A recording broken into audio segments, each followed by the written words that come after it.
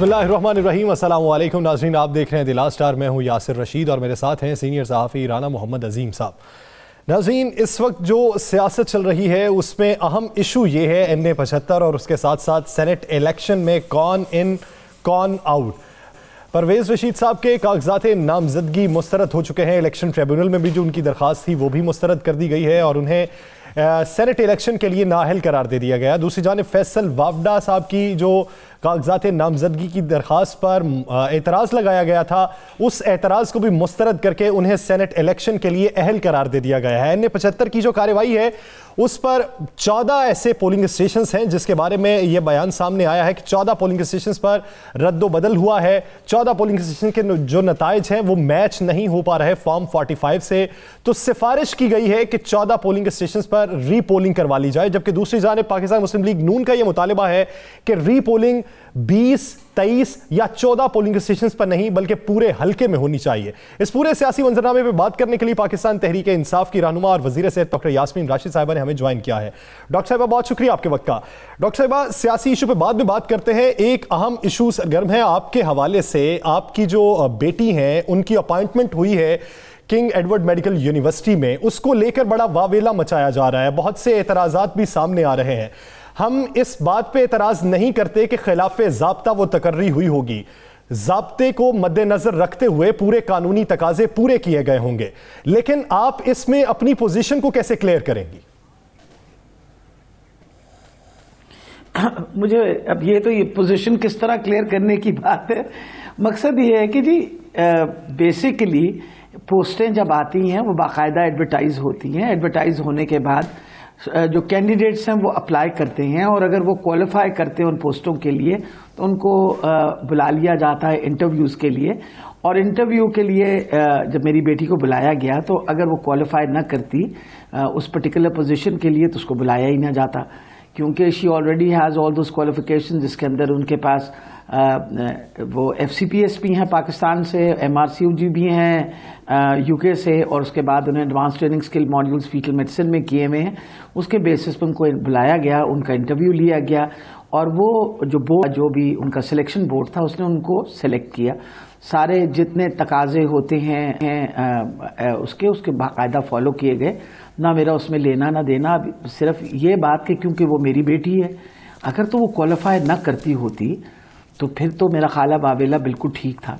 अगर वो क्वालिफाई कर रही है और उसको जिन्होंने सेलेक्ट किया है तो सवाल जवाब तो उनसे पूछना पड़ेगा कि क्या आपने गलत किया है। डॉक्टर साहब, यही जुर्म है ना, यही जुर्म है कि वो आपकी बेटी है। देखें, इस मुल्क में रवाज यह है कि सियासतदान के बच्चे कभी अपने मुल्क के अंदर ना सरमायाकारी करते हैं, ना अपने मुल्क के अंदर अपने टैलेंट को इस्तेमाल करते हैं, ना वो अपने मुल्क के अंदर अपनी काबिलियत को आजमाते हैं। आपकी बेटी है, ये एक बहुत बड़ा जुर्म हो गया। अब ये जो जुर्म बन गया आपकी बेटी होने का, इसको सोशल मीडिया पे डाला गया, TV चैनल्स पे लाया गया। अब आवाम जानना चाहती है कि आखिरकार वो बाहर जहां इतनी अच्छी सैलरी लेती थी, तो आपने अपनी बेटी को किस जुर्म की पादाश में पाकिस्तान बुलाया? मुझे बताइए राना साहब, यानी अगर वो डॉक्टर बन गई, डॉक्टर बनने के बाद उसने पोस्ट ग्रेजुएशन कर ली और पोस्ट ग्रेजुएशन में मजीद उसने सुपर स्पेशलिटी में पोस्ट ग्रेजुएशन, क्योंकि मैं सारी ज़िंदगी फीटल मेडिसिन में प्रैक्टिस करती रही और मेरे पास फीटल मेडिसिन की वो क्वालिफिकेशन नहीं थी जो मुझे ज़रूरत थी।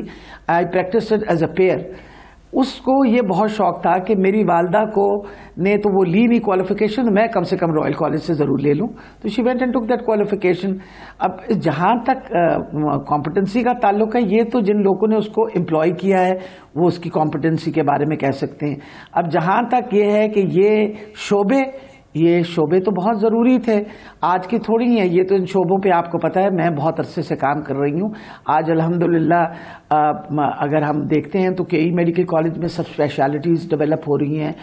फातिमा जिन्ना मेडिकल कॉलेज यूनिवर्सिटी में जब तक ये शोबे सारे डेवलप नहीं हों पब्लिक सेक्टर में, जैसे कि हम शोबा गायनेकोलॉजी कैंसर जो है उसका डेवलप कर रहे हैं, हम शोबा डेवलप कर रहे हैं यूरो गायनेकोलॉजी का, हम फीटल मेडिसिन का, और पहली दफ़ा सरकार के हस्पताल के अंदर टेस्ट ट्यूब बेबीज़ उन गरीब लोगों के लिए जो जो बांझ हैं कपल, और उनको ये सहूलत दी जाएगी। अब ये बताइए, इन सारी सहूलतें गरीब आदमी के लिए नहीं होनी चाहिए? ये सारी सहूलतें जो हैं गरीबों के लिए भी वहाँ दी जाएंगी।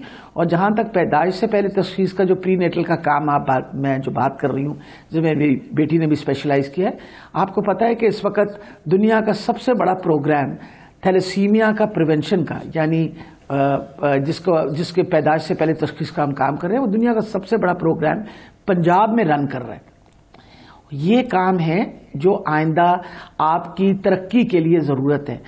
अब ये सारे जो शोबे डेवलप हो रहे हैं, ये तरक्की के लिए शोबे डेवलप हो रहे हैं। जो बाहर लोगों ने स्पेशलाइज करके वापस पाकिस्तान आना चाहते हैं, हम तो सबको इनकरेज करते हैं। माशाल्लाह इस वक्त 2 ऑन्कोलॉजिस्ट। डॉक्टर साहब, ये इल्जामात यंग डॉक्टर्स एसोसिएशन की जानिब से ज्यादातर लगाए गए हैं। आप माजी में उनके हुकूक के लिए आवाजें भी उठाती रही हैं, तो क्या वजह है कि आपके दौरे हुकूमत के अंदर वो आपके खिलाफ क्यों हैं, आपके नजरियात के खिलाफ क्यों हैं?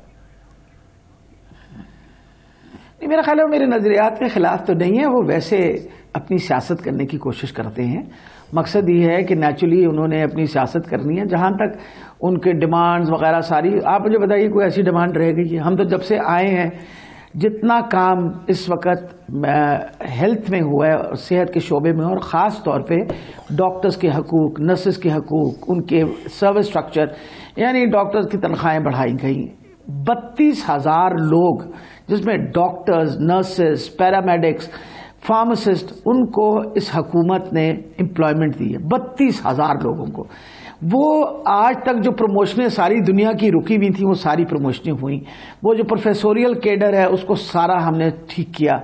हम पोस्ट ग्रेजुएट स्टूडेंट्स जो हैं, उनकी तादाद बढ़ा दी।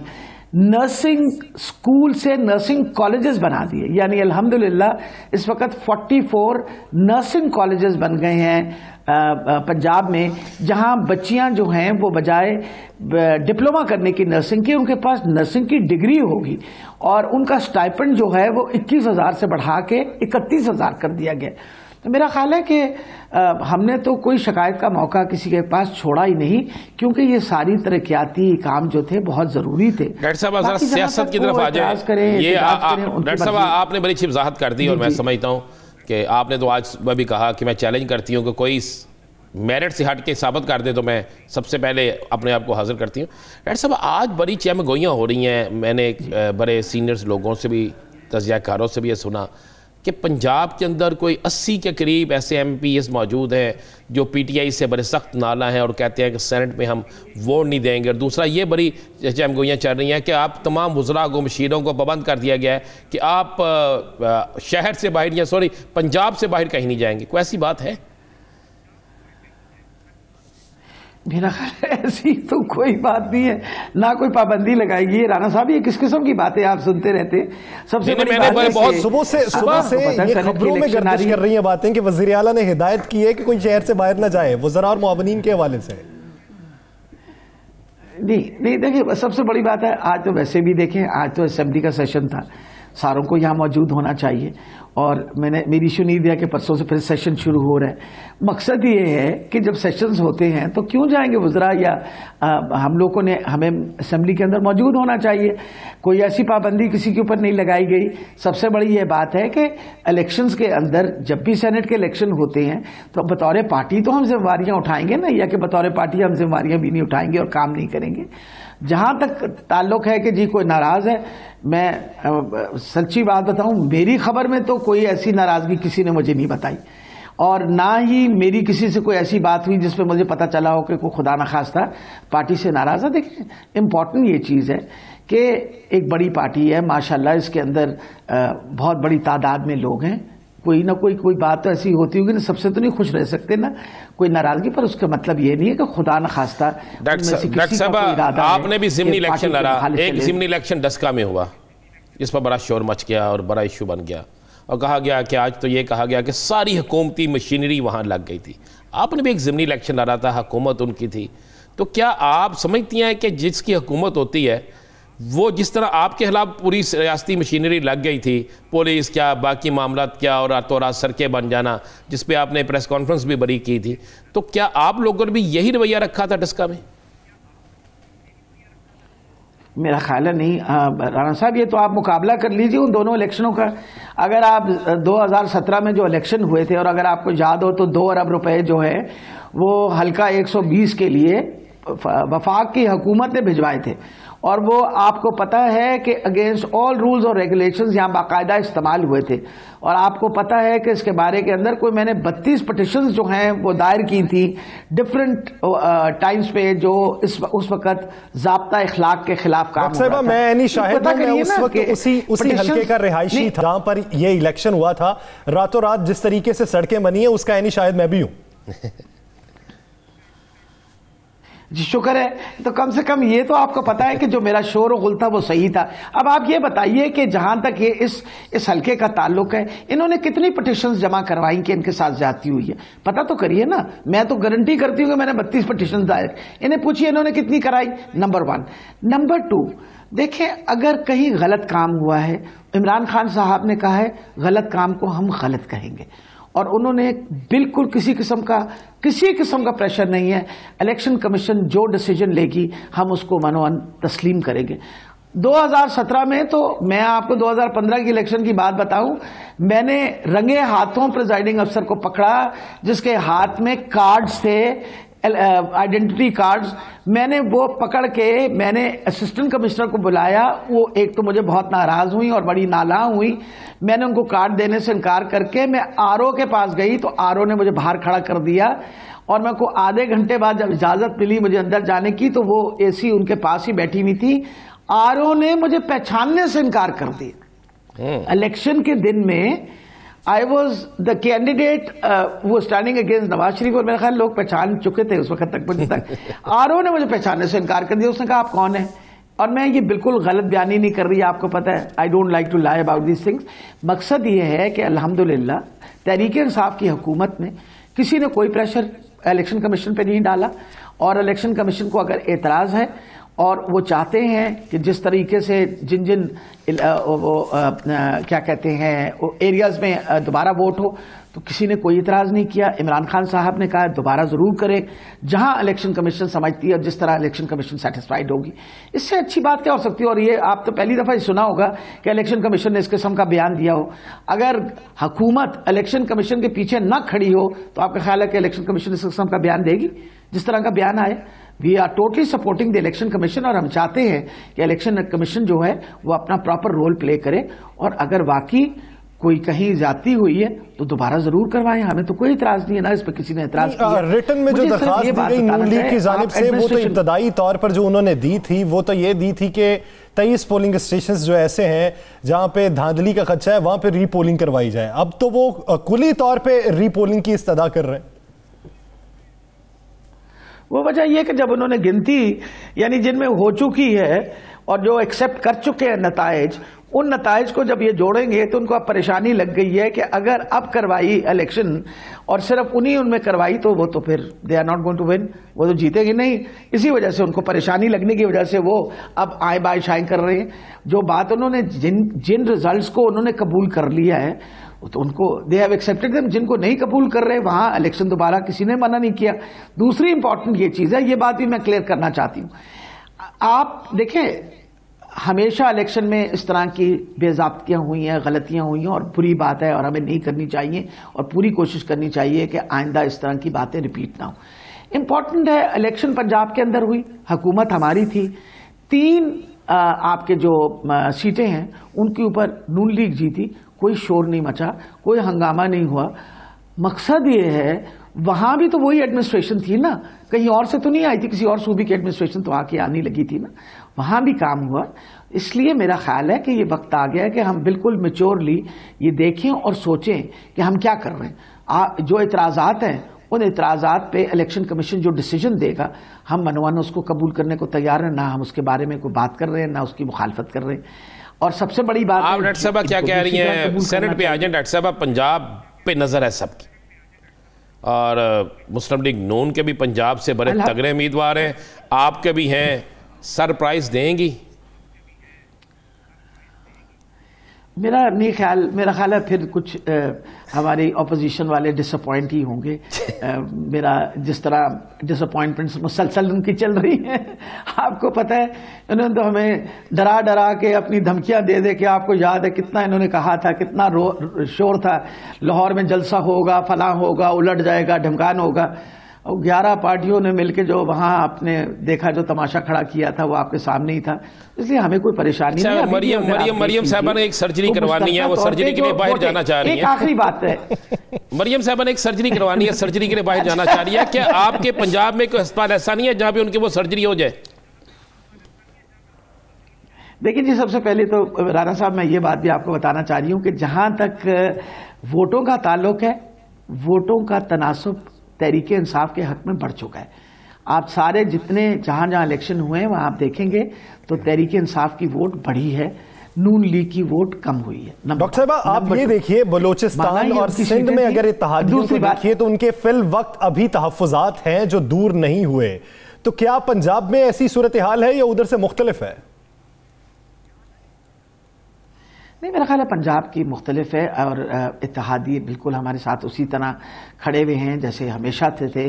और इंशाअल्लाह आप देखिएगा सेनेट के इलेक्शन में मुकम्मल कामयाबी होगी। लेकिन आखिरी बात मैं ज़रूर कहना चाहूँगी मरियम नवाज़ के लिए कि वो अगर परेशान हैं किसी सर्जरी की वजह से, हमसे ज़रूर रब्ता कायम करें।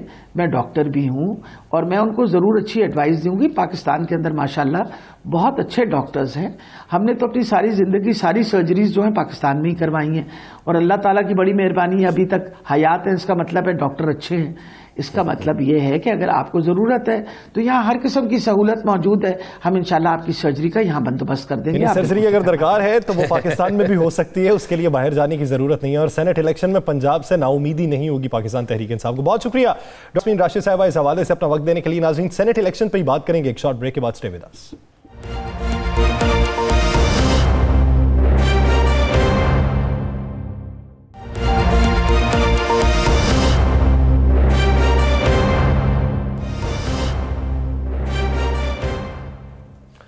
Welcome back. नाज़रीन, सेनेट इलेक्शन पे भी बात करेंगे लेकिन उससे पहले कुछ डस्का की बात कर लेते हैं, NA-75 की, जो आज तक तहकीकात हुई और उस तहकीकात के नतीजे में जो शवाहिद सामने आए और जिस पर सिफारिश की गई है RO की जानिब से कि 14 पोलिंग स्टेशन पर रीपोलिंग करवा ली जाए, जिस पर पाकिस्तान मुस्लिम लीग नून ने यह मौक़िफ़ अपनाया कि हम क्यों करवाएं 14 पोलिंग स्टेशंस पर, हम क्यों करवाएं 20 पोलिंग स्टेशंस पर। उनका यह कहना है कि 20 पोलिंग स्टेशंस में धांधली करके आपने राह हमवार की बकिया 340 पोलिंग स्टेशंस पर धांधली के लिए। अब देखिए कि इलेक्शन कमीशन की जानिब से फैसला क्या आता है। चीफ इलेक्शन कमीशन ने तो इंदिया दे दिया कि अगर हमें यह लगा कि नताइज ठीक नहीं है तो जारी नहीं होंगे, तब रीपोलिंग होगी। राना साहब, 20 पोलिंग स्टेशंस पर क्या इंतखाबात होंगे या कुली तौर पर होंगे या मुस्तरद कर दिए जाएंगे? अब तक की जो शवाहिद लगते हैं उसके मुताबिक तो 14 पोलिंग स्टेशंस हैं और मार्जिन भी थोड़ा सही है। देखिए, मेरे पास जो इतला है 14 पोलिंग स्टेशन पर या 23 पोलिंग स्टेशन जो है इन्हीं पर दोबारा पोलिंग होगी। मेरे पास जो इतलात हैं जो कानून, मैं आपको आज ना हम अपने प्रोग्राम में एक और चीज़ ब्रेक, देखिए हमने कल कुछ चीज़ें ब्रेक की थी यासर, और उसी वो सी चीज़ मैं आपको एक तो बताता चलूँ। अब मुस्लिम लीग क्यों बागी है? मुस्लिम लीग नून क्यों बागी है? वो इसलिए कि आप ये देखिए कि मार्जिन बहुत कम है, अगर उधर दोबारा भी हो जाता है तो फिर कुछ फायदा नहीं। मुस्लिम लीग नून जब इलेक्शन शुरू हुआ तो मुस्लिम लीग नून जो जीत रही थी, जब तक इन हलकों का पोलिंग स्टेशन का रिजल्ट नहीं आया तो यासर वो 3 से 4 हज़ार के दरमियान मार्जिन था जिससे जीत रही। ये जो 23 पोलिंग स्टेशन है जिसका शोर मचा, ये 23 के 23 वो पोलिंग स्टेशन है जिसमें मुतनाज़ा polling station number 2, 3, 6, 7, 8, 9, 11, 22, 23, polling station number 24, 26, 45, 47, 49, 5, 51, 90, 91, 92, 140 ये है। अब इन मुतनाज़ा पोलिंग स्टेशन कुल वोटर की तादाद है 28,942। अब सियालकोट में यहाँ पे अगर आप देखें तो इनमें से अगर आप सारा कुछ चेक करते हैं तो ये वो इलाके हैं कि जहाँ पर तहरीक इंसाफ के उम्मीदवार के, ये देहाती इलाके हैं जहां पर तहरीक इंसाफ के उम्मीदवार जो थे उनका सबसे ज्यादा जोर इन इलाकों में था। यानी माजी के जो इलेक्शन इन्होंने लड़ा उसमें भी इनकी लीड इन्हीं इलाकों से थी। और मजे वाली बात यह है कि जब इन्होंने इनके लोगों ने शोर डाला कि जनाब इन इलाकों में जिस वक्त रात 3 बजे एप्लीकेशन दी जाती है कि इन पोलिंग स्टेशनों पर अगर रिजल्ट जो है हमें नहीं मंजूर, याद है 3 बज के कुछ मिनट पर दी, 3 बज के कुछ मिनट पे ये दी जाती है, 3 बज के कोई उससे फौरी बाद इनके पास रिजल्ट, इनके जो अपने एजेंट थे। अब सोचने वाली बात है, मान लिया वहां पे पोलिंग एजेंट जो इनके अपने थे वो तो मौजूद थे ना, उनके पास तो एक रिजल्ट था ना, फॉर्म 45 है, मैच किए उन्होंने, उसमें भी 1000 का फर्क है। जब उनके पास इनके पास वो फार्म पहुंचते हैं तो 45 पहुंचने के बाद जब ये आपस में जमा तफरीक करते हैं तो इन्हें नजर आता है कि ये सारी जीत सारा निकाल के तो फिर वो जीत रहे हैं। इनके अंदाजे मुताबिक फिर भी पीटीआई का उम्मीदवार वहां से 2 से 3000 के मार्जिन से जीत रहा है। अभी मुकम्मल इनके पास नहीं आया होता। तो जिसके बाद ये शोर डालते हैं, नहीं भाई अब ये ना कहे कि हम इन 19, 20, 23 या 14 हलकों में 14 पोलिंग स्टेशन पर दोबारा पोलिंग कराएंगे, क्योंकि इनके एजेंट इन्हें बता चुके होते हैं कि आप अगर दोबारा यहां पे पोलिंग भी होती है तो हम बुरे तरीके से हार जाएंगे। मैं ये समझता हूं इन्हें तब भी ये पता नहीं था कि हार जीत है। बयान सुबह का अगर आप देखें तो एहसन इकबाल साहब का सुबह का बयान है जो वो कहते हैं कि 20 पोलिंग स्टेशन पे दोबारा होनी चाहिए, ये तो दोपहर को जाके इन्होंने बयान नहीं, मेरे पास जो सदका मैं आपको बताता हूं कि जो इनकी एक मीटिंग होती है ना, मीटिंग जहां पे होती है उस डेरे पे जब ये रिजल्ट इकट्ठा करते हैं, सब देखते हैं तो उस रिजल्ट पे नजर आ जाता है। तो उसके बाद ये अब चूंकि सारे लीडर थे, अब इन्होंने कहा सियासी प्रेशर बनाए, कोई ना कोई ऐसी चीज करे। जब इनका कोई चीज काम नहीं चल सका तो इन्होंने एहसन इकबाल अपनी बोली बोलना शुरू हो गया। देखें एहसन इकबाल 20 पे आता है, मोहतरमा जो है सईदा साहबा जो नूनी के उम्मीदवार है वो 23 पे आती हैं, और उसके बाद इन्हीं के एक लीडर जो है वो 16 पोलिंग स्टेशनों पे आ जाते हैं। अब किसी एक की तानवान जो है आपस में नहीं मिलती। मेरे पास जो मुसद्दका इतला है, जब ये आपस में वो फार्म 45 चेक करते हैं, आपस में गिनती करते हैं, गिनती के बाद इन्हें नजर आता है कि ये सारे अगर हम अपने रिजल्ट भी देते हैं जो इनके पोलिंग एजेंट्स के रिजल्ट हैं तो उसके बाद भी ये हार जाते हैं। हाँ जी, उसके बाद 1200 का फर्क है, 1200 उसके बाद ये शोर मच जाता है। अब इनके 3 पोलिंग एजेंट ऐसे होते हैं, मैं अब आपको बता दूं 3 पोलिंग एजेंट इनके ऐसे हैं जो मैं उन स्कूल्स का नाम भी बता देता हूं, हम अपने प्रोग्राम में इसे ब्रेक कर देते हैं। Government community model school, government boys elementary school, government boys primary school Jahangiri Shah, उसके अलावा government girls primary school, government boys elementary school. ये इनके जो एजेंट होते हैं यहां पे मार्जिन ज्यादा है पीटीआई का। ये कहते हैं जनाब ये जो हमें मिला है फार्म जिसकी हमने की है, इस पे मार्जिन इतना ज़्यादा है कि हमें नज़र नहीं आता कि हम इस मार्जिन से बाहर निकल सके। तो इनको कहा जाता है कि आप शो डाल दें कि आपको मिला ही नहीं रिजल्ट। अब वहां पर वीडियो मौजूद है, मैं आपको ये भी इंकशाफ कर दूं, एक वीडियो मौजूद है जब इनको रिजल्ट दिया गया है तो इनके वो इन्हीं के बंदे ने वो एक वीडियो बनाई रिजल्ट लेते हुए, वो वीडियो जो है वो वायरल भी कर दी, बाद में इन्होंने डिलीट की, लेकिन जब एक वायरल होगी तो किसी न किसी के पास चलेगी, वो पीटीआई के पास मौजूद है, इंतजामिया के पास भी मौजूद है। अच्छा मजे वाली बात है, आपको पता है ना वहां पे कैमरे भी लगे हुए हैं। जी जी। अब ये रिजल्ट लेके जब बाहर निकले हैं तो इन्होंने इस तरह रिजल्ट लेकर निकले हैं, निकलते हुए हर सब चीज मौजूद है। अब इन जिन स्कूलों के मैंने नाम लिए, इन स्कूलों के जो इनके पोलिंग एजेंट है वो कहते हैं हमें तो फार्म 45 मिला ही नहीं। भाई नहीं मिला तो जो लेके निकले थे वो क्या था? वो लव लेटर था वो क्या था? को खाता था? क्या था? कुछ था ना। अब ये पूरी एक प्लानिंग जो थी इनकी होगी नाकाम। अब ये हर सूरत में चाहते हैं कि इलेक्शन हो तो पूरा हो, नहीं तो नहीं होगा। अब इनकी प्लानिंग ये है कि ये पीडीएम के प्लेटफॉर्म से अब ये शोर डालेंगे, मुस्लिम लीग नून के हाले नहीं, पीडीएम के प्लेटफॉर्म से ये शोर डालेंगे। अब पीडीएम के दीगर रहनुमा चाहते हैं कि सेनेट इलेक्शन की तरफ तवज्जो दें, ये चाहते हैं नहीं जनाब इसी इलेक्शन की तरफ तवज्जो दें ताकि हुकूमत के खिलाफ हम कोई ना कोई महाज बना सके। अब महाज बनाने के लिए इन्होंने कोशिश करनी है पूरे हल्के में इलेक्शन हो। मैं आपको एडवांस बताता हूँ पूरे हल्के में इलेक्शन नहीं होगा, ये मुमकिन नहीं है। अगर ऐसा होगा तो फिर इससे पहले तमाम इलेक्शन ऐसे होंगे, इसके बाद भी होंगे। फिर नौशहरा वाला इलेक्शन अगर उसका भी मिल गया तो फिर क्या करेंगे? बाकी जगहों पे मिल गया फिर क्या करेंगे? और ये पहली मिसाल होगी कि इतनी जल्दी कोई फैसला होगा। यस सर जी, इतनी जल्दी फैसला कभी हुआ नहीं। मैंने तो आज तक हिस्ट्री में इतनी जल्दी फैसले होते नहीं देखे, और ये पहली दफा होगा इतनी जल्दी फैसले होंगे। और जब इतनी जल्दी फैसले होंगे तो ये सारा कुछ होगा, होना ऐसा ही चाहिए। अब मुस्लिम लीग नून इस इलेक्शन का अगर ये 20 हल्कों में होता है या 18 में होता है, पोलिंग स्टेशन पे होता है, इसके बाईकाट की तरफ तवज्जो देने की गौर कर रहे हैं। वो कोशिश करेंगे कि इसका हम बाईकाट करें और इसको पूरा इलेक्शन लेकर जाए। उसके लिए उनकी सुप्रीम कोर्ट की पिटीशन भी तैयार हो रही है। ये सारा कुछ हो रहा है। मैं आपको ये चीज़ ब्रेक करता चलूँ, चूँकि मैंने जिन स्कूलों के हम आज जब हमने ब्रेक किया कि किन स्कूलों का रिजल्ट था जो उन्होंने किया था, मेरे पास चूँकि वो तमाम चीज़ें मौजूद हैं और मेरे पास कुछ ऐसी चीज़ें भी मौजूद हैं कि जिनके जो शायद इनके पास ना हो, लेकिन हमारे पास वो सारा कुछ मौजूद है। चले इंतजार कर लेते हैं इलेक्शन कमीशन की जानिब से जवाब क्या आता है, फैसला जो महफूज किया गया है वो क्या है, फिर उसके बाद इस पॉलिटिकल मूव का इंतजार करेंगे कि वो किस तरीके से खेली जाती है। सेनेट इंतखाबात की भी बात कर लेते हैं। परवेज रशीद साहब आउट हो चुके हैं। मरियम नवाज साहिबा ने यह भी कह दिया कि वो एक फ़र्द नहीं, सोच और नज़रिए का नाम है, और उन्हें कानूनी जंग जारी रखने का उन्होंने ख्वाहिश का इजहार किया कि आप अपनी कानूनी जंग जारी रखें। तो सेनेट इंतखाबात में जोड़ तोड़ के हवाले से कुली तौर पर अगर पीडीएम को देखा जाए तो पीडीएम क्या बैकफिट पे खड़ी दिखाई देती है या फिर अभी भी फ्रंट फिट पे मौजूद है? या सर, आज सुबह से लेकर शाम तक आप बुलेटिन पढ़ते रहे, परवेज रशीद के कागजात नामजदगी मुस्तरद होने के बाद सर मुझे बता दें पीडीएम के कितने लोगों के बयान आए हैं?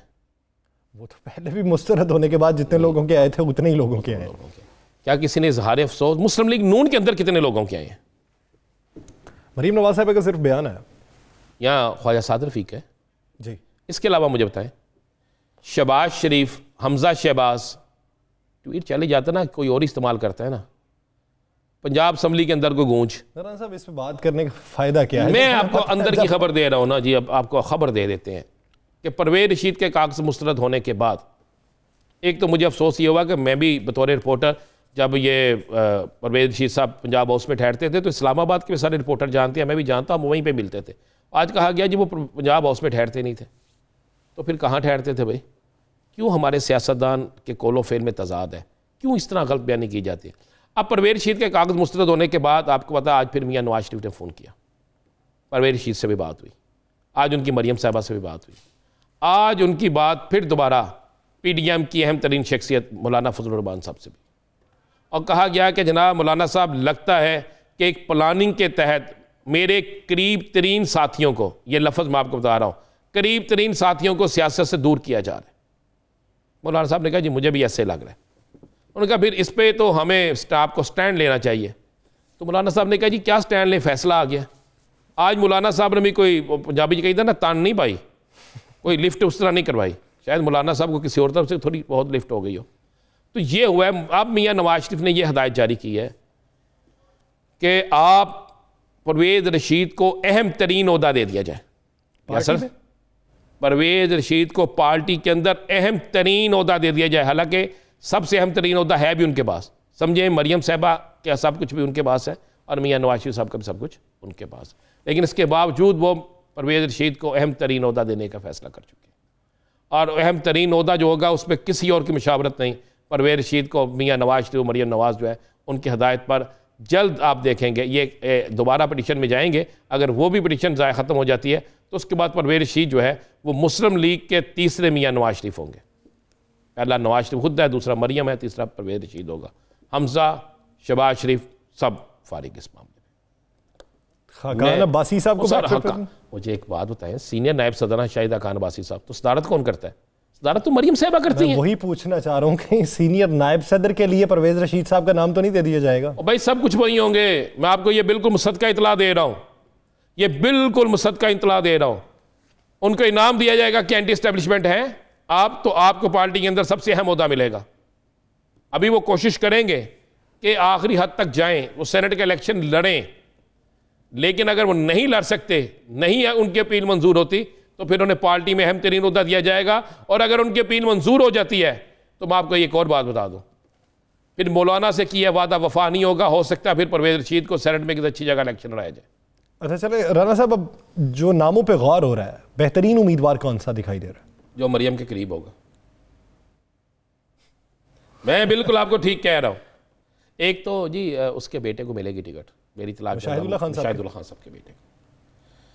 दूसरा कुरा जो है ना वो ज़्यादा दो नाम, इरफान सदीकी और खोखर बरादरान, सैफुल मुलूक खोखर। हाँ देखें, सैफुल मुलूक खोखर जो है ना, वो कहते हैं ना जान है ना चिड़िया की, तोते की जान जिसमें होती है। ज़्यादा चांसेस कहते हैं परवेज रशीद साहब वाली सीट पे सैफुल मुलूक खोखर साहब। मैं कह रहा हूँ तोते की जान किस में होती है?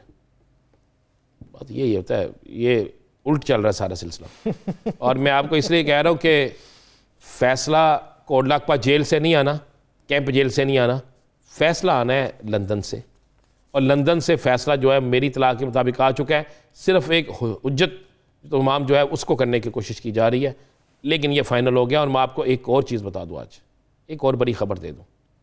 आज सुबह से बड़ा डिस्कस हो रहा है ना, बड़े बड़े हमारे मारूफ तजियाकार दोस्त कह रहे होंगे, हम तो बड़े जूनियर हैं, वो कह रहे हैं कि KPK के अंदर ग्रुपिंग हो गई। जी बहुत बड़ी ग्रुपिंग है।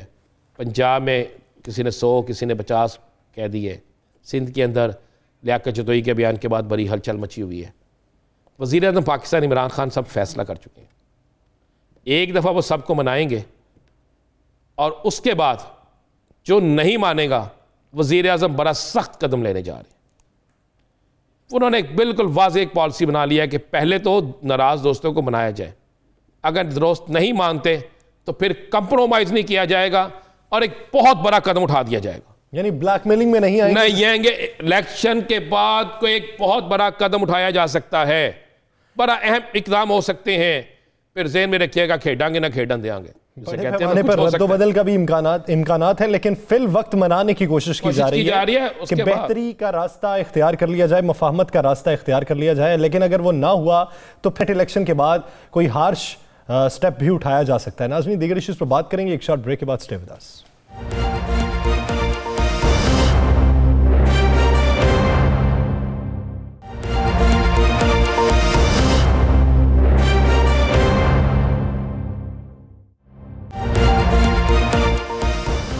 Welcome back. नाज़रीन, जहां इस सियासी मंजरनामे पर पाकिस्तान तहरीक इंसाफ का मौक़िफ़ भी आ चुका है, वहां पर पाकिस्तान मुस्लिम लीग नून का मौक़िफ़ भी ले लेते हैं। NA-75 को लेकर और सेनेट इलेक्शन के हवाले से नून लीगी रहनुमा राना तनवीर साहब ने हमें ज्वाइन किया है। राना तनवीर साहब, बहुत शुक्रिया आपके वक्त का।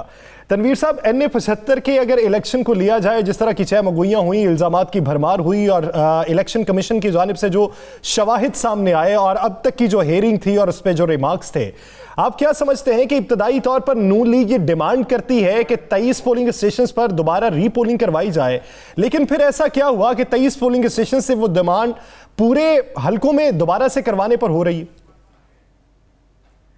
देखिए, ये कोई अनोखा सा इलेक्शन था NA-75 में, क्योंकि मेरे साथ का ये हल्का है।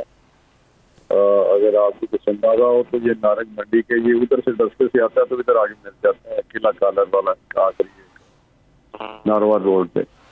तो मैंने तो वहाँ देखा है जो जिस तरह हुआ, जिस तरह ये सारे मामला हुए, कि जब वो इलेक्शन के रिजल्ट आ रहे थे तो मुझे वहाँ से लोग, क्योंकि हमारे साथ उनके काफी आना जाना मरासम है, तो वो मुझे कह रहे थे फोन कर करके, मुबारक हो जी, हम यहाँ 30 वोट उनके हैं, 500 हमारे, इस तरह की बता रहे थे। लेकिन यही लोग जब गायब हो गए तो ये उल्ट पुलट और कितनी परसेंटेज होगी। दूसरा, हल्के में जितनी गुंडागर्दी हुई है, मैं समझता हूँ कि ये एक 2018 का इलेक्शन भी बहरहाल भूल गया लोगों को। तो जब मजीद पता चला कि हर जगह चीजों ने गड़बड़ की है, तो उसमें ये कहना कि सारे हल्के का इलेक्शन कराया जाए, इसमें कोई बुराई नहीं है, बल्कि बेहतर है, इसमें शफाफियत इलेक्शन में आ जाएगी। और ये जब इलेक्शन होगा तो मेरा ख्याल इससे ज्यादा साफ सुथरा होगा, क्योंकि काफी फोकस्ड होगा। तो ये मेरा अब हमें पूरे हल्के का रीपोल की तरफ जाना चाहिए। राना साहब, आपका कहना है कि पूरे हल्के के रीपोल की तरफ जाना चाहिए। अगर कल फैसला आता है कि उन पोलिंग स्टेशनों पे जिस पे आरओ ने आज रिपोर्ट दी है 14 पोलिंग स्टेशंस की, कि यहाँ पर इलेक्शन मुतनाज़ा रहा है, अगर 14 या 20 पोलिंग स्टेशन पर दोबारा इलेक्शन का ऐलान होता है तो क्या मुस्लिम लीग नून इलेक्शन लड़ेगी, बाईकाट करेगी या अदालत जाएगी?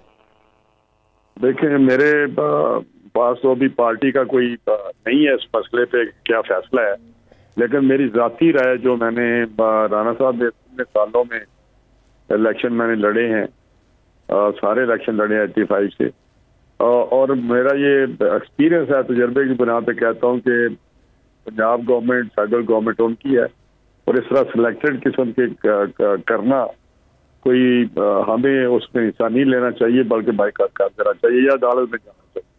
जब तक सारा रीपोल ना हो उस वक्त तक कोई फायदा नहीं है उस इलेक्शन का, अगर वो 14 या 15 या 20 करते हैं। राना साहब, इलेक्शन कमीशन की जानिब से उठाया जाने वाला इकदाम और नताइज को रोक देना, हेयरिंग करना, ये आपके लिए तो आपकी पार्टी के नजदीक तो काबिल सताइश बात थी, आप सराहते भी रहे हैं, लेकिन जब इलेक्शन कमीशन 14 पोलिंग स्टेशन पर रीपोलिंग का फैसला देगा तो वो काबिल कबूल क्यों नहीं होगा? देखिए, मैं आपको बताऊं कि बिल्कुल इस हालात में अगर उन्होंने रोका तो मैं समझता हूं कि ये वाकई काबिल सताइश बात थी, लेकिन मैं समझता हूं कि इसके अलावा चाराकार भी कोई नहीं था उनके लिए। ये इलेक्शन कमीशन की साख इतनी खराब हो जाती क्योंकि ये तो रोजे रोशन की तरह वहाँ जो गुंडागर्दी हुई है, जो फायरिंग हुई है, जो बंदे मरे हैं या जिस तरह अगवा किए गए हैं, अब ये रेडिकल, अब देखे ना, वो कहता है जी जो आज आपने रिटर्निंग अफसर की जो स्टेटमेंट है, उसने रिटर्न स्टेटमेंट सबमिट की है, अगर आपकी नजर से गुजरी हो तो मेरा बंदा वैसे ही परेशान हो जाता है कि यार ये स्टेट इस तरह की है जिसमें ये काम हो रहा है। सिस्टम जो है वो उसका मुंह चढ़ा रहे हैं, कोई इंतजामिया, चीफ सेक्रेटरी, आईजी, कोई डीपीओ, कोई आरपीओ, कोई फोन ही नहीं सुन रहा इलेक्शन कमीशन का। ये कभी आपने सुना है? और इलेक्शन कमीशन के पास इख्तियारात क्या कि इलेक्शन कमीशन पूरी इंतजामिया को बदल सकता है जब इलेक्शन आता है, बदलते रहे हैं। तो मैं तो समझता हूँ कि दुनिया में किसी जगह भी देखें, इंडिया की मिसाल ले लें, वहां जब इलेक्शन होता है तो चीफ इलेक्शन कमिश्नर आल ऐलान हो जाता है, वो उधर प्राइम मिनिस्टर बिल्कुल, और वहाँ sitting prime minister, sitting cabinet. और राणा साहब को पता होगा वहाँ इंडिया में तो भाई केयर टेकर नहीं वहाँ होता, वो तो मोदी है तो मोदी इलेक्शन करवाता है, प्राइम मिनिस्टर रहता है टिल लास्ट डे, नया प्राइम मिनिस्टर आ जाता है। तो राणा साहब उस वहाँ तो इलेक्शन फर्स्ट क्लास हो जाते हैं, तो यहाँ ये हाल है कि वो प्राइम मिनिस्टर सिटिंग भी कुछ नहीं कर सकता, election commission total take over कर लेता है। बिल्कुल दुरुस्त कह रहे हैं आप। अल्लाह करे इस मुल्क में इलेक्शन का, चूंकि आप तो बड़ी चीज़ें बर्दाश्त कर चुके हैं, मुझे पता है बड़ी अच्छी तरह कि जीती हुई कई नशिस्तें आपसे किस तरह छीनी गई।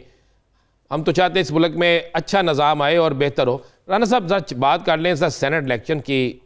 PDM ने मुतहिदा तौर पर यूसुफ रज़ा गिलानी साहब को अपना उम्मीदवार नामजद किया। ये शाहिदा खान अब्बासी साहब खुद उनके साथ ये कागजात जमा करवाने, सारा कुछ हुआ।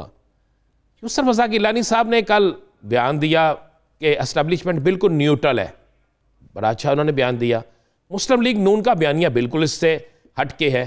तो क्या कल जो बयानिया यूसुफ रज़ा गिलानी साहब का था, मुस्लिम लीग नून उसको ऑन करती है? मैं यूसुफ रज़ा गिलानी साहब का बता रहा था कि वो एक मंजे हुए सियासतदान है, उनका कैरियर आप देखिए, मुख्तलिफ पोजिशनों में उन्होंने बहुत काम किया, मुख्तलिफ वज़ारतें की, स्पीकरशिप की, प्राइम मिनिस्टर रहे। अब जो उन्होंने बात की है, उन्होंने कहा कि मेरा ख्याल है, मुझे लगता है, ये उन्होंने कहा कि वो न्यूट्रल है, उन्होंने ये उनकी एक अंदाजा है। आप बतौरे बहुत बड़े लीडर भी हैं, सियासी कारकुन भी है और आपकी बड़ी जद्दोजहद है, आप इस बयान के सबसे क्या कहते हैं कि वाकई समझते हैं ना जो यूसुफ रज़ा गिलानी साहब ने कहा, चले मान ले 3 माह कि 3 माह से मामला ठीक है, आपके नजरिए के मुताबिक? मैं समझता हूँ कि देखिए यूसुफ रज़ा गिलानी साहब भी तो यही कहा है ना कि अब उन्होंने ये बात किया, और सिग्नल ऐसे हैं राणा साहब के जो इस तरह की बातें विस्परिंग या वाइब्रेशन है कि जी अब वो चाहते हैं कि हम इससे निकलें या इससे हट जाएं, ताकि जो पीछे मामला चलते रहे हैं, जिस तरह नाम आया वो नहीं आना चाहिए। क्योंकि बहुत सारे हमारे इशू हैं जो जियो पोलिटिकल हैं, जो हमारी बॉर्डर्स पे सिचुएशन हैं, या एक जो वो काम कर रहे हैं टेररिज्म के खिलाफ, इंटरनल सिक्योरिटी है, एक्सटर्नल सिक्योरिटी है, उसमें मेरा इस अदारे को बहुत नहीं, कोई शक नहीं, ये इदारा पाकिस्तान के लिए है, और ये पाकिस्तान के लिए, और इस इदारे ने पाकिस्तान से दहशतगर्दी के हाथ में और किया, और ये हमारा अदारे है, हमें इसके साथ चलना है। ये यही इदारे इस मुल्क की शान है। सेनेट इलेक्शन पे जरा आज राणा साहब, सेनेट इलेक्शन क्या देख रहे हैं? सेनेट इलेक्शन में देखें जी, मैं जो आप भी समझते हैं कि यूसुफ रज़ा गिलानी साहब का जो पास्ट है, तो उन्होंने बिला तफरीक लोगों के साथ तल्लुकात अपने रखे हैं, दोस्तियां रखी हैं, और साथ ही साथ हर जिस पोजीशन में भी हुए हैं उन्होंने कोशिश की है कि लोगों को उनको अकोमोडेट किया जाए। मैं हमारे पिछले जो जब प्राइम मिनिस्टर थे उस वक्त भी जो जितने भी अपोजिशन के लोग थे उनको वो उसी तरह ट्रीट करते रहे हैं जिस तरह पीपल्स पार्टी वाले थे, या जिस तरह उनको कोई मामला उनके चलाते थे। इस तरह पीछे भी जब मैं तो 85 से उनके साथ रहा हूँ, जब रेलवे मिनिस्टर थे उस वक्त कैबिनेट में जिनेजो साहब की, तो उस वक्त भी यही, ही वाज यंग, लेकिन एटीट्यूड यही था। वो एक पॉलिटिकल आदमी है और उनकी फिर रिश्तेदारियां हैं, और वो साउथ में बिलोंग्स टू साउथ, और वो आपको पता ही है गिलानी फैमिली का कितने अरसे से वो चल रहे हैं, वहाँ ग्रुप्स गिलानी और कुरैशी ग्रुप होते थे। तो मैं समझता हूँ कि अगर इन चीजों को देखा जाए तो खाम खा लोगों का दिल करता है उनको वोट देने को। और अच्छा राना तनवीर साहब, इस पे मजीद भी बात करते हैं। इसमें एक अहम इशू ये है सेनेट इलेक्शन को लेकर ओपन वोटिंग के हवाले से। अब आप किसी मसलहत की वजह से, किसी वजह की वजह से हुकूमत के साथ नहीं बैठना चाहते उस पर बात करने के लिए, लेकिन जनरल इलेक्शन में रिफॉर्म्स के लिए, इलेक्शन रिफॉर्म्स के लिए अब आप खुद को विक्टिम समझते हैं NA 75 में, तो आप उसके लिए हुकूमत के साथ क्या बैठेंगे? नहीं, देखिए हुकूमत के साथ अब ये मामला तो इलेक्शन कमीशन वाला है। हुकूमत के साथ इस एक हल्के पे में बैठने का तो कोई फायदा नहीं, ना उसकी कोई लॉजिक है। 75 का इलेक्शन हुआ, वहाँ अनप्रेसिडेंटेड धांधली हुई और उसको इलेक्शन कमीशन ने नोटिस ले लिया और वहाँ पे कुछ चीजें हमारी तरफ से चली गई, कुछ चारों ने उसको वेरीफाई कर दिया। तो अब मेरा मामला उधर है, वो जो फैसला करेंगे उसके मुताबिक फिर हम फैसला करेंगे जो फैसला आता है। तो मैं समझता हूँ कि जो इलेक्शन रिफॉर्म्स हैं उनका मैं बड़ा कैटेगोरिकली कह रहा हूँ कि जो पैकेज पूरा इलेक्शन रिफॉर्म के मुताबिक बैठने को तैयार हैं। बार बार कहते हैं इलेक्शन रिफॉर्म्स के लिए बैठने को तैयार हैं, कुली तौर पर आप सिस्टम को चेंज कीजिए, शफाफियत को मुमकिन बनाइए, तो उसके लिए बैठ के बात करने को मुस्लिम लीग नून तैयार है। बहुत शुक्रिया राना तनवीर हुसैन साहब इस हवाले से अपना वक्त देने के लिए। नाज़रीन, लियाकत जतोई की जानिब से लगाए जाने वाले इल्जामात पर बात होगी एक शॉर्ट ब्रेक के बाद। Stay with us.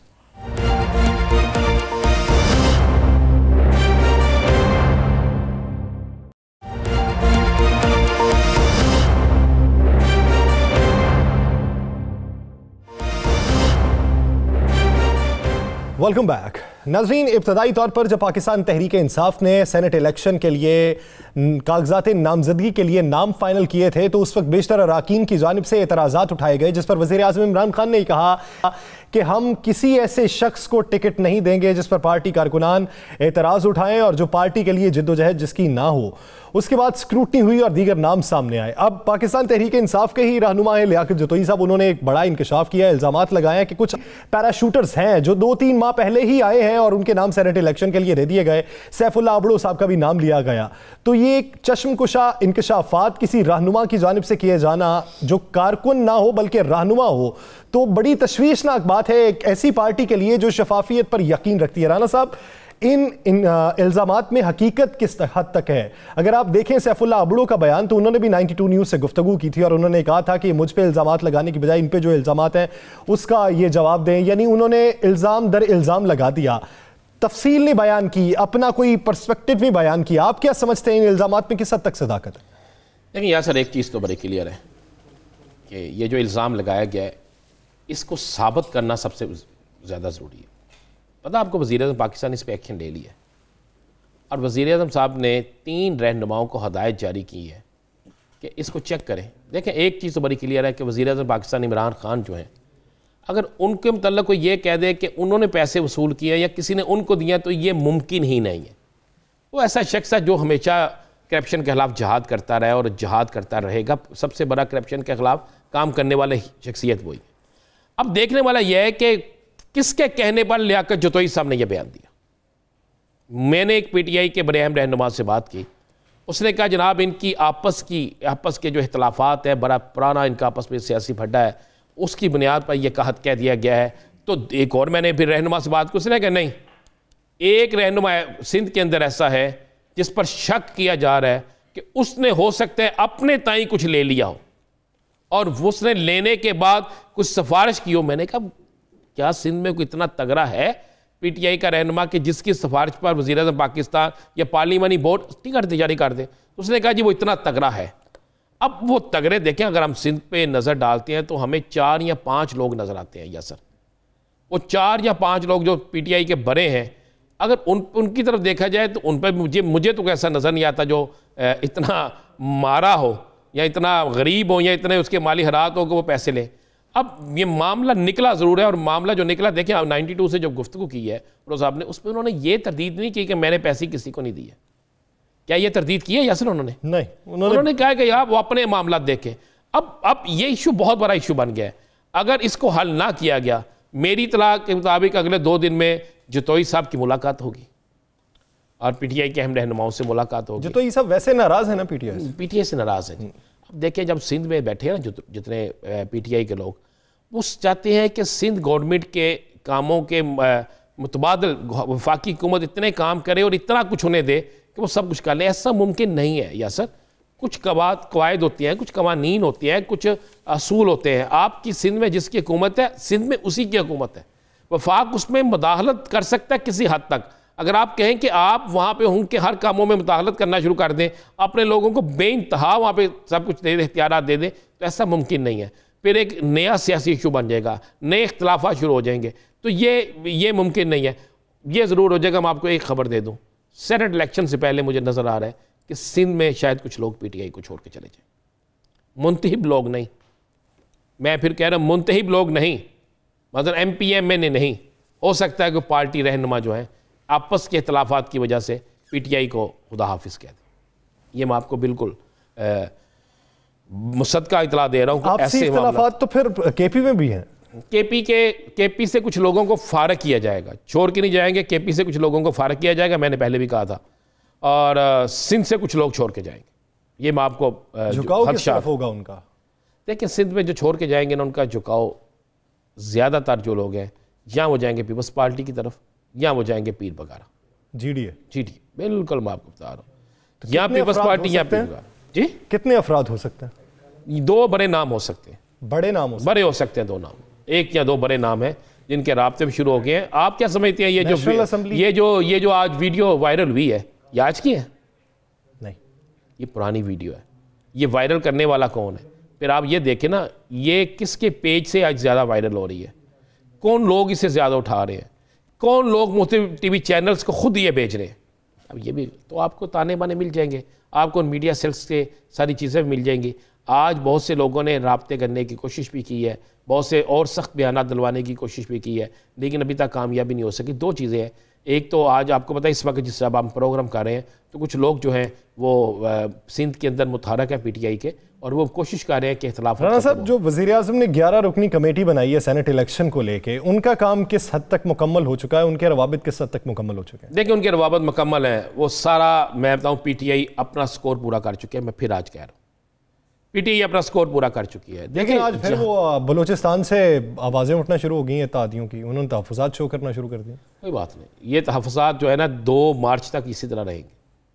ये तो होगा, जब बारात आने का टाइम होता है ना, तो भैया ढोल भी बजता है, शोर भी मचता है, फूल भी फेंके जाते हैं। कुछ शरीकेदार जो होते हैं ना, जो कहते हैं पंजाबी शरीके वाले, कुछ गलत भी करते हैं, ये सारा कुछ होती हैं। देगों में भी कुछ होता है, ये सारा कुछ होता है। 2 तारीख तक ये सब कुछ चलना है। मामला यह है कि ये हुकूमत है, हुकूमत के मुताल्लिक़ बातें ज़्यादा होंगी।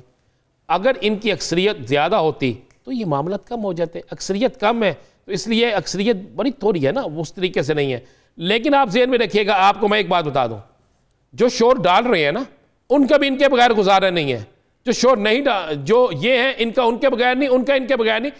अब जो छोड़ के जाएगा उसको अगला जो रखेगा, क्या वो कुछ देगा? जो आज नहीं दे सकेगा तो कल भी नहीं देगा। ये 2 तारीख तक चलते रहेंगे, और दूसरी जानिब इत्तेहादी है जो उन्हें मना लिया जाएगा। और ये जो लीक वीडियो है, इस पर भी तहकीकात का आगाज़ कर दिया गया, और सेनेट इलेक्शन के बाद भी सूरत हाल कुछ तब्दील हो सकती है। नाज़रीन से मुझे और राना अज़ीम साहब को दीजिए इजाज़त। अल्लाह ने के बाद।